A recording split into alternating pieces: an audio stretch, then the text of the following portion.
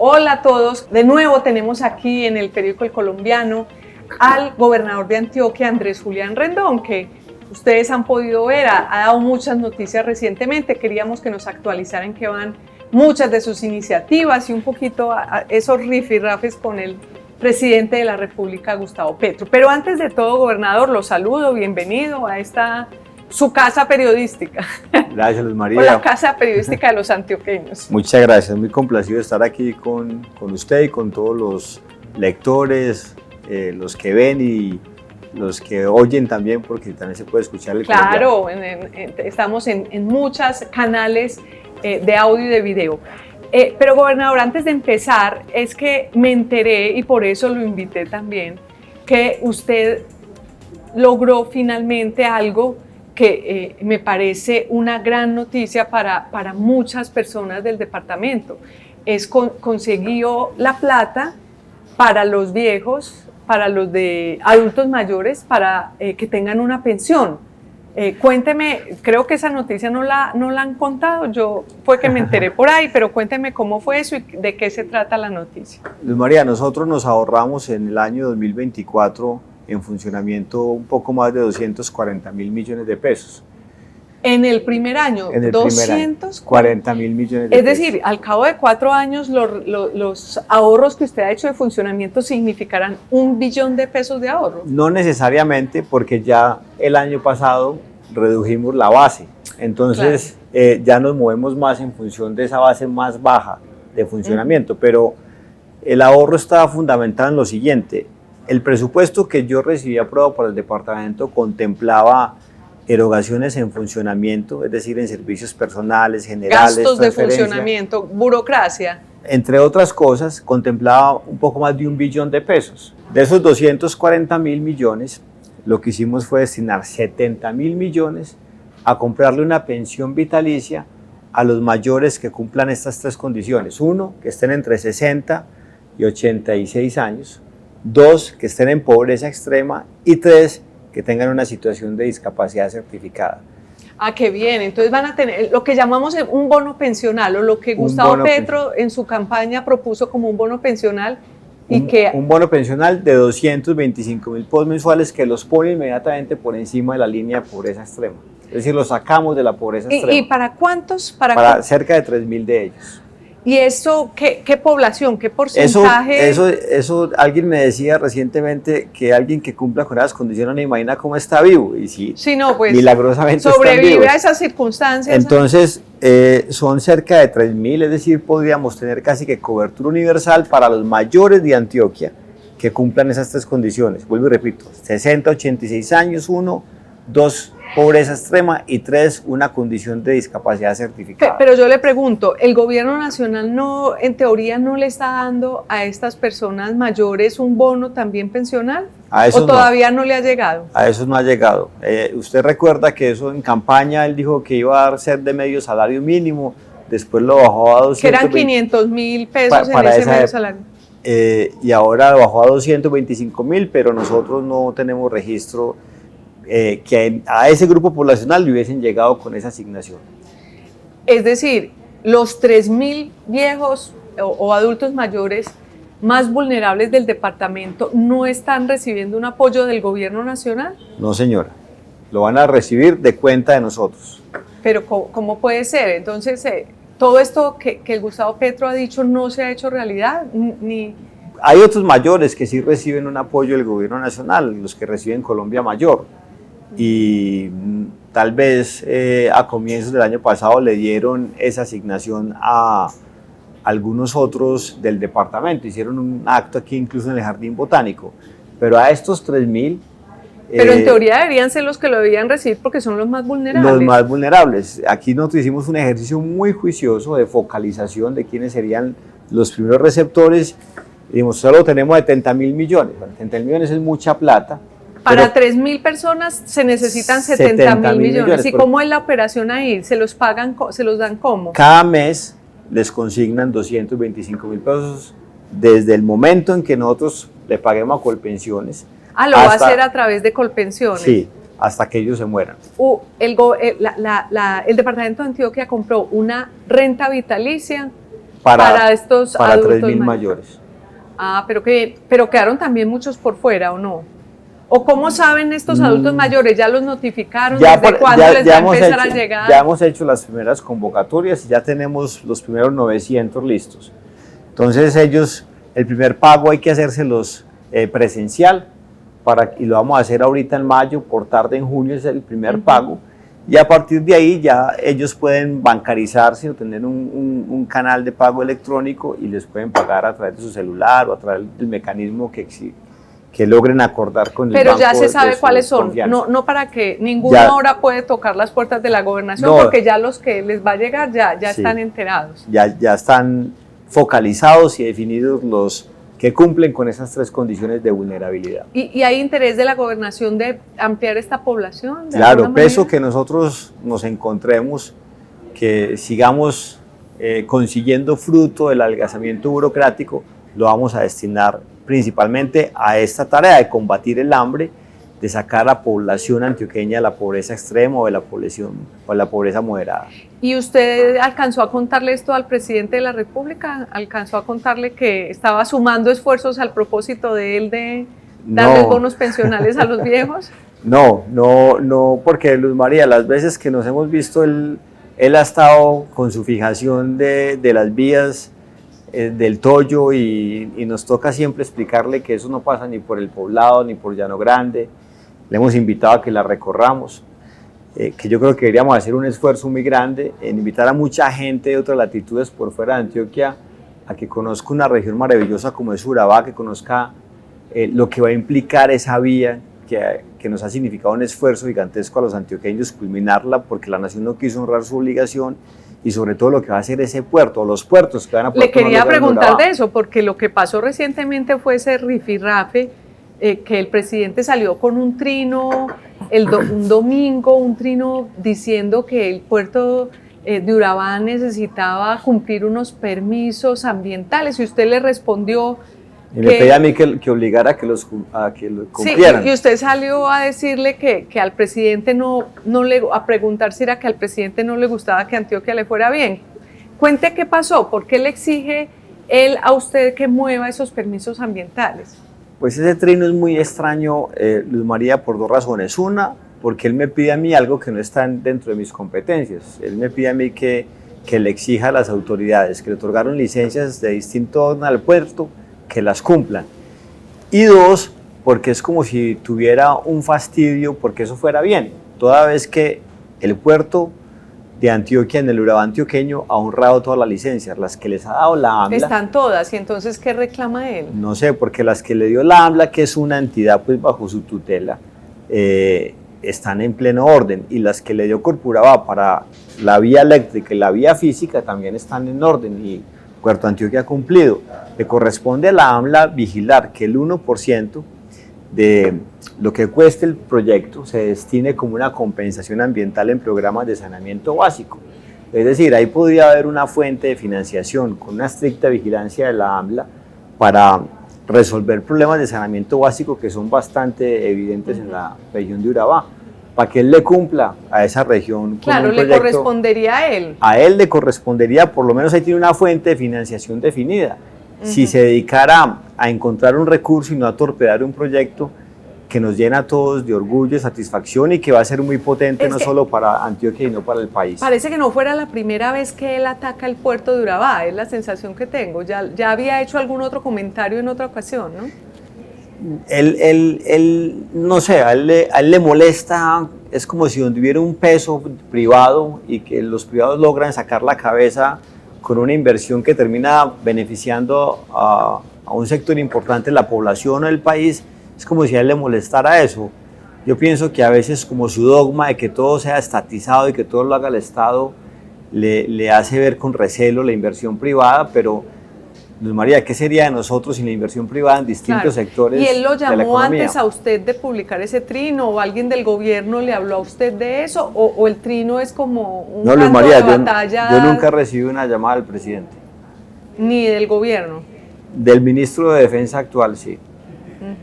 He hablado con él 3 o 4 veces. A propósito del ministro de Defensa, el otro tema, el otro frente que está muy complicado recientemente en todo el país, es el tema de la seguridad. Sí. ¿Se está empeorando, se está agudizando? ¿Qué nos está pasando? Pues María, yo creo que lo que hemos visto en las últimas 2 semanas es la más cruda manifestación del fracaso de la paz total. La paz total le ha significado a Antioquia un crecimiento de disidencias FARC del 70% y el Clan del Golfo del 60%. Porque claro, esa sombrilla de impunidad... ¿Ha crecido en Antioquia todo Antioquia. Eso? ¿En el gobierno de Gustavo Petro? En el gobierno de Gustavo Petro. Entonces, eso lo que necesariamente implica es que, claro, al estar bajo una sombrilla de impunidad como la paz total con cese al fuego o con suspensión de operaciones, le dificulta muchísimo la tarea operativa a la fuerza pública. Alguien podrá decir, pero ¿por qué si solamente la estructura de disidencias FARC la que está bajo esa sombrilla de impunidad y no ni el Clan del Golfo ni el ELN? Porque, como hemos manifestado en reiteradas ocasiones, a un soldado, a un policía le queda muy difícil a la distancia visualizar quién es el que está al frente, si está cobijado por la paz total, por el decreto de cese al fuego, o si lo puede enfrentar.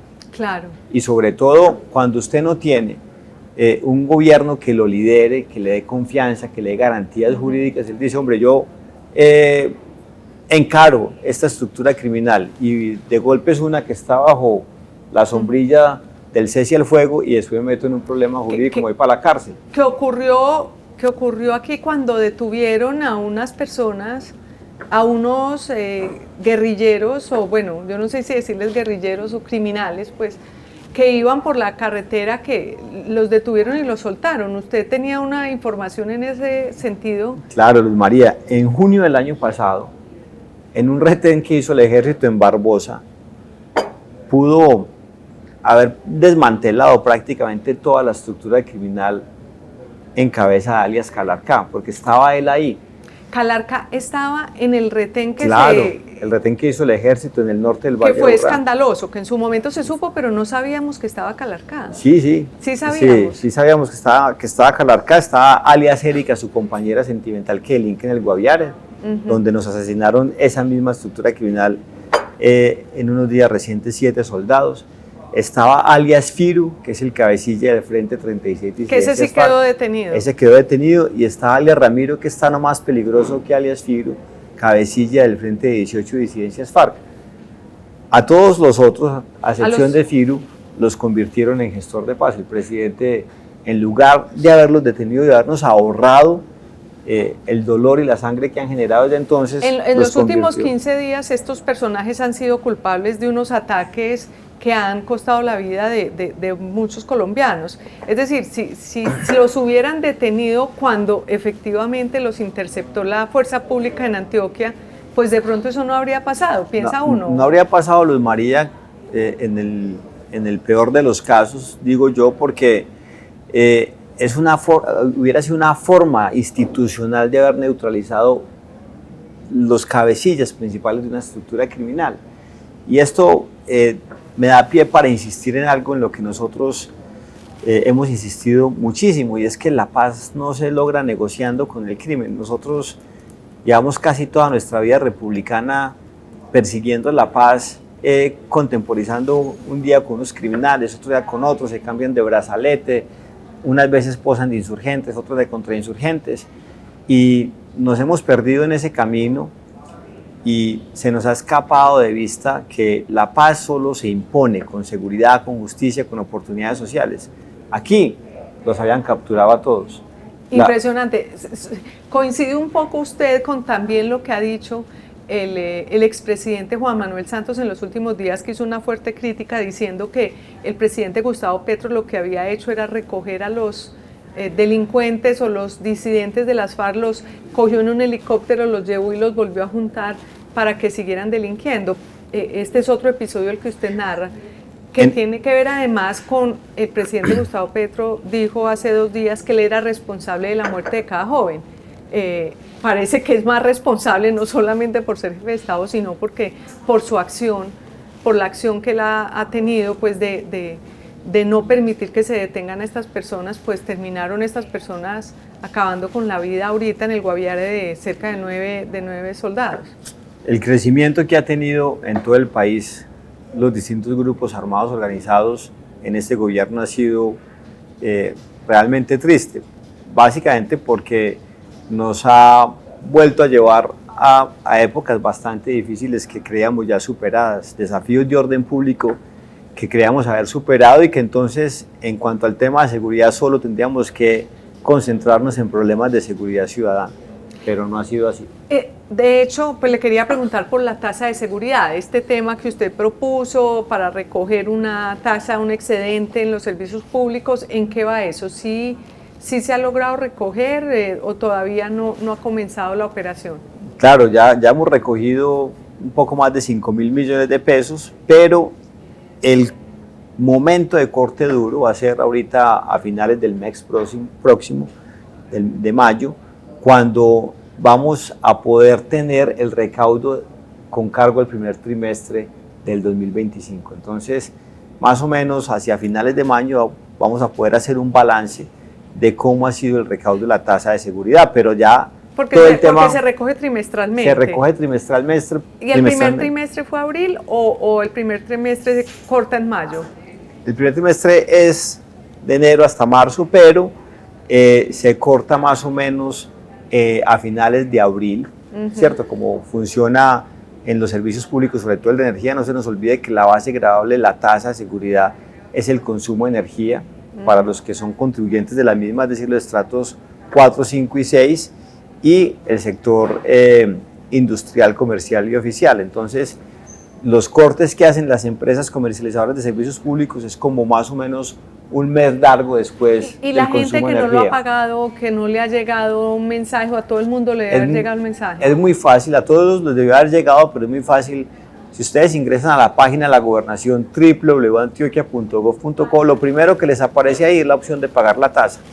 Ingresan, meten el número del contrato de energía que está siempre en la factura de energía que llega a la casa de todos o al negocio de todos, y con ese contrato se le liquida la tasa. Lo puede pagar mensualmente, si lo pagan los primeros 10 días del mes tiene un descuento del 10%, y a partir de mayo va a llegar también físicamente para el primer trimestre. Es decir, quienes no han pagado, que se queden tranquilos que en mayo les llega físicamente un papel a la casa para que paguen. O pueden pagarlo mensualmente. Es que estoy un poquito preocupada porque yo no he visto ningún mensaje y no he pagado. Entonces ¿No ha pagado? Sé. Ahorita hacemos el ejercicio y nos metemos a la página. Bueno, pero entonces, ¿cuánto espera recoger? Porque ante la necesidad, porque el planteamiento de seguridad de cómo está creciendo el Clan del Golfo, cómo están creciendo las disidencias de las FARC, este plan pistola que está dándose particularmente en el departamento, pues uno dice 5.000 millones la tasa de seguridad, ¿para qué va a servir? Este año la expectativa de recaudo es de 300.000 millones de pesos, y recordemos que el foco y de hecho nosotros ya tenemos el presupuesto de seguridad que se aumentó en ese valor. Una edición aprobada en la Asamblea por esos 300.000 millones de pesos, y con cargo a esa edición presupuestal estamos ya comenzando los trámites contractuales para tener más cámaras, para tener movilidad segura en favor de los soldados y policías, vehículos blindados que les permitan tener protección, capacidad de fuego, reacción oportuna, para tener antidrones, drones, para vincular el comercio con cámaras rudimentarias a los nodos regionales y departamentales de seguridad, es decir, son inversiones en infraestructura para mejorar las condiciones locativas de soldados y policías, en tecnología y en movilidad para la fuerza pública. Y también las cámaras en las vías. Las cámaras. ¿Cuándo se haría? Es decir, si usted recoge esa plata, esas cámaras en las vías del departamento, ¿cuándo las veremos? Pues Luz María, nosotros, por ejemplo, en julio vamos a entregar las primeras instalaciones de policía mejoradas, las primeras placas polideportivas, que también tenemos un componente de convivencia importante allí, mejoradas, y más o menos hacia agosto, septiembre podemos tener las primeras cámaras de última generación ya instaladas en muchos municipios, y este año tenemos una meta de vincular 20.000 comercios, es decir, 20.000 tienditas, bodegas, que estén en los distintos sectores del departamento, vincularlas al nodo departamental o regional de seguridad a través de un software que vamos a comprar para eso. Una cámara que sea rudimentaria, 50.000 pesos, nos puede a través del software dar la capacidad de visibilizar y permitir una reacción oportuna a la fuerza pública. Otro tema del que queremos saber que nos cuente el túnel del Toyo, ¿cómo va? ¿Usted lo recibió o Antioquia lo recibió el año pasado después de que usted se lo solicitó al gobierno y el gobierno se lo entregó para que Antioquia lo terminara? Es decir, Antioquia terminó invirtiendo unos recursos en el túnel del Toyo, pero bueno, ¿cómo va eso y cuál es el cronograma de obra para que tengamos más o menos una idea cuándo va a ser realidad? Luz María, simplemente para dar contexto y hacer un recorderis en este particular. El túnel del Toyo es una obra que se arrancó en el 2015 y los responsables de hacerla eran la mitad la Nación y la otra mitad Municipio de Medellín, Gobernación de Antioquia. Municipio de Medellín y Gobernación de Antioquia terminaron su tarea, que era hacer el túnel de 10 kilómetros, una obra icónica. La Nación, las conexiones del túnel desde Santa Fe de Antioquia y después de Cañas Gordas hacia Urabá. La Nación tenía... Es decir, la Nación tenía las vías de entrada y de salida del túnel. Y de salida del túnel. Y la Gobernación y la Alcaldía del túnel. El túnel, así es. Entonces, la Nación arrancó 4 años después, de que arrancaron los entes territoriales, y cuando llegó Petro dijo, yo no le voy a meter más plata a eso, porque son vías para los ricos que pasan por el poblado, por Llano Grande, no hubo poder humano de hacerle entender que eso no pasaba por allá, y lo último que yo No, él sí entiende, lo que pasa es que le sirve para su discurso de clasismo y de odio, sí. Le sirve decir eso, ¿no? Entonces, pues nos pudiéramos haber quedado todo el gobierno de él y parte del nuestro tratando de explicarla. Al último, yo opté por decirle, bueno, listo, vamos a discutir eso, pero está invitado cuando quiera a que recorra el túnel y vamos a Urabá. Entrégueme los contratos a su cargo, que yo termino las vías. Y entonces ya nos dieron el primer contrato, lo recibimos este año, en enero de este año, en el 50%, ya lo llevamos en un avance de obra del 60%, y creo que en cualquier momento de la primera quincena de mayo nos deben entregar el segundo contrato. Con eso, la totalidad de la obra queda a cargo de la Gobernación de Antioquia, que pero no ya es fácil. Eso marcha bien, sí van a eso marcha bien, y yo tengo la ilusión, Luz María, que tal vez en el primer semestre del 2027 nosotros ya podamos viajar, transitar por el túnel más grande de América Latina hacia Urabá y ahorrarnos mucho tiempo, no solo los antioqueños, sino todos los colombianos. Esa inversión que le aliviamos a la Nación, por decirlo de alguna manera, 650.000 millones de pesos, sí. Que Antioquia, es decir, usted, entonces, recogimos el Toyo, recogimos también parte del bono pensional de los viejos. Esa ha sido como la estrategia suya para, si no se puede trabajar con la Nación, con el gobierno de Gustavo Petro, para que las cosas sigan marchando, o cómo ha sido esa claro, situación. ¿Usted de hecho, Luz María, el otro componente del ahorro, los otros 160.000 millones de pesos del ahorro del recorte. Del recorte los metimos a el primer contrato que nos dio la Nación, que este año teníamos que meterle cerca de 170.000 millones de pesos. Y ahí sacamos los recursos más importantes. Porque la vaca al final no funcionó. La vaca funcionó como un mecanismo de presión ciudadana y yo creo que fue útil en el entendido de que finalmente la Nación al menos nos cedió los contratos. Pero como fuente de financiación recogimos cerca de 6.000 millones de pesos que los vamos a utilizar en revestir una de las galerías de desviación de seguridad que tiene el túnel del Toyo. A propósito, que hemos mencionado el recorte burocrático varias veces, ¿qué ha significado para la gobernación ese recorte? Es decir, usted recortó cerca de una tercera parte de los... Los cargos directivos se redujeron prácticamente a la mitad.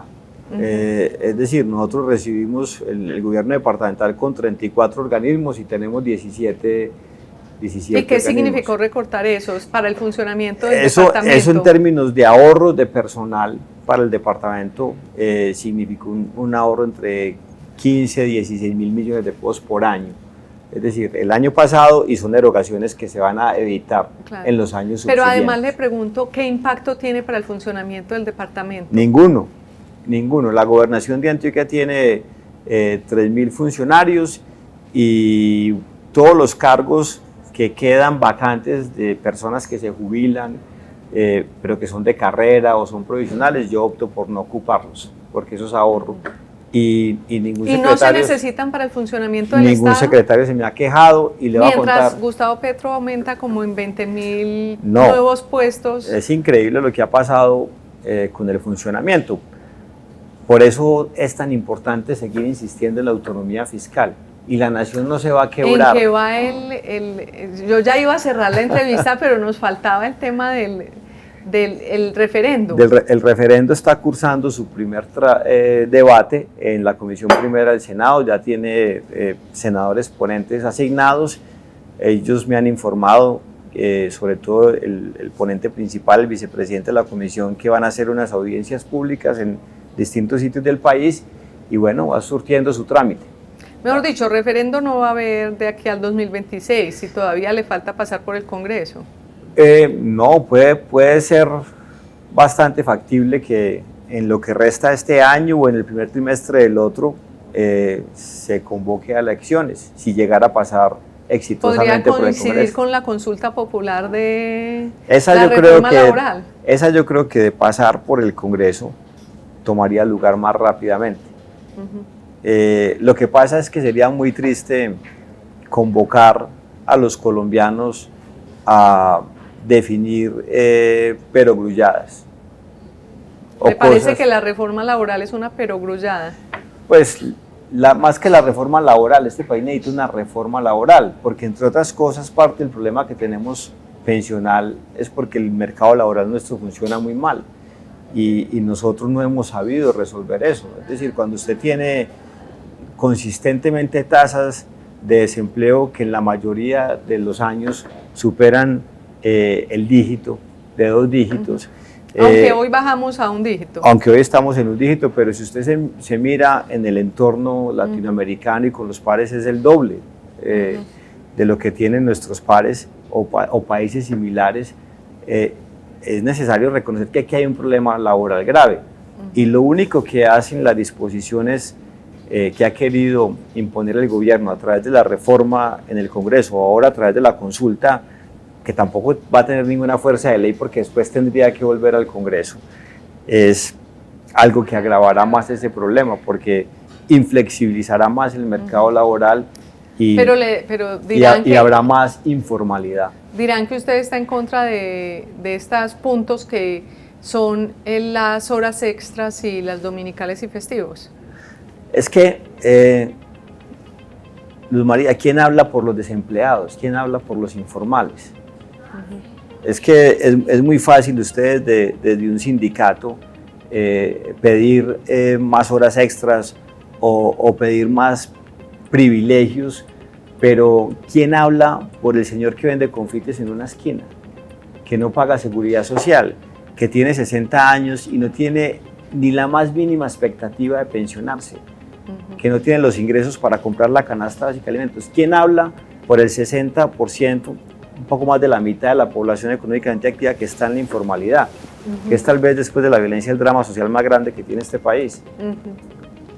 Bueno, gobernador, yo creo que quedamos más o menos empapados de qué está pasando en el departamento. Es un placer para el colombiano tenerlo aquí, que nos cuente un poco, que se pueda dirigir a los antioqueños en particular y en general a todas nuestras audiencias, para que le cuente cómo vamos avanzando. A ustedes muchas gracias por estar con nosotros hasta este momento. Gracias a usted, Luz María, el honor fue mío haber estado aquí con ustedes.